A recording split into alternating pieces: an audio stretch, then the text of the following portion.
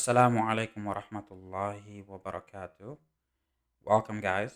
Today, I want to talk about what happens when society becomes unstable and when things are looking grim and when you are worried about the future.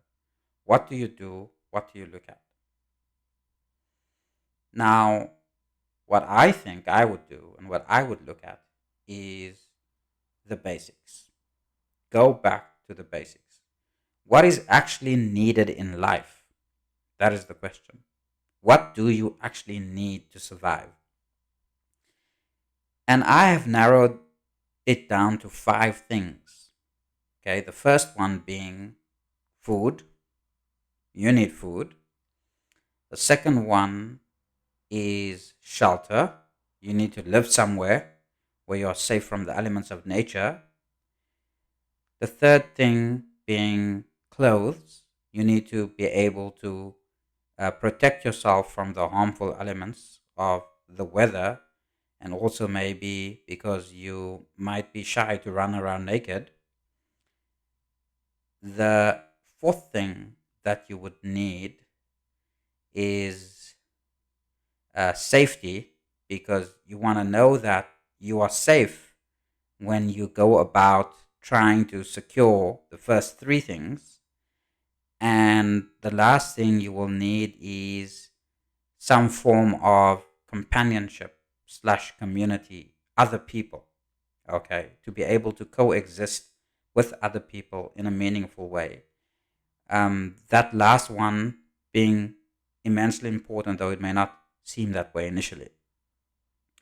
And so, these being the basic things you will need, you would have to find out how you will secure those basic things in a society that is unstable and that is being broken down.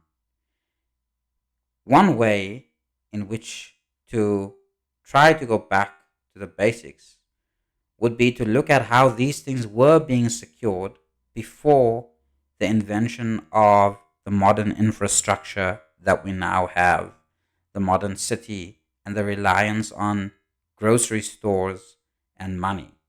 Okay? Let's assume these things go away, right? How would you go about it?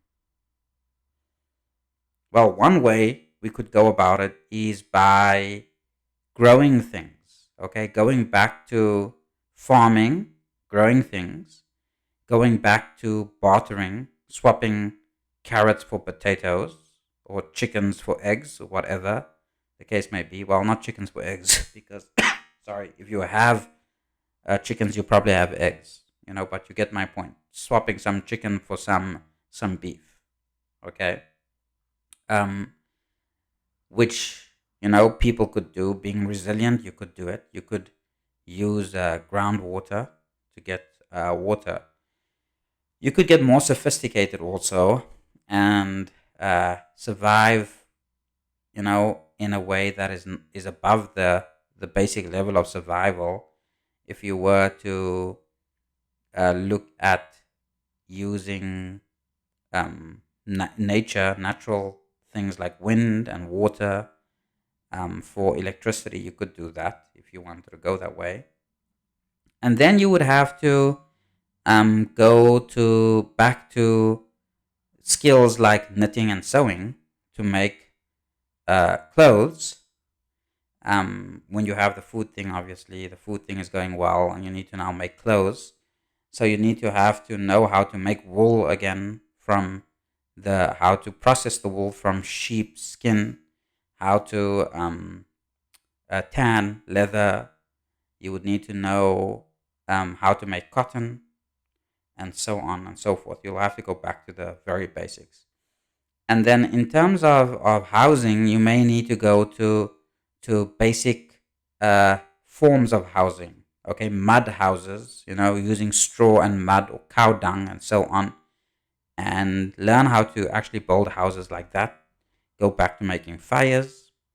You might have to, then in terms of security, you might have to set up some form of communal form of governance where people will not simply get away with doing whatever they want to, or will not get away with perpetuating crimes.